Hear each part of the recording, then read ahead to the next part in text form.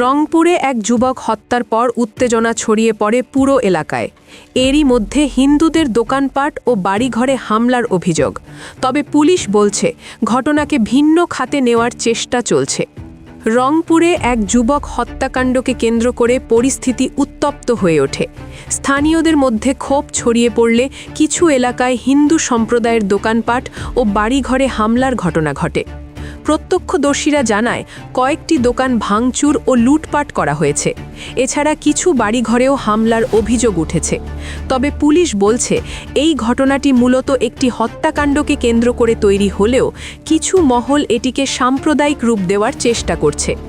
আইন শৃঙ্খলা বাহিনী ইতোমধ্যে এলাকায় অতিরিক্ত পুলিশ মোতায়েন করেছে এবং পরিস্থিতি নিয়ন্ত্রণে কাজ করছে।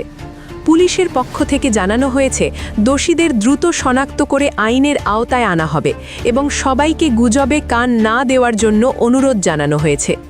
এই ধরনের সংবেদনশীল ঘটনায় শান্ত থাকা এবং যাচাই করা তথ্যের ওপর নির্ভর করাই সবচেয়ে জরুরি। নতুন আপডেট পেতে আমাদের চ্যানেলটি সাবস্ক্রাইব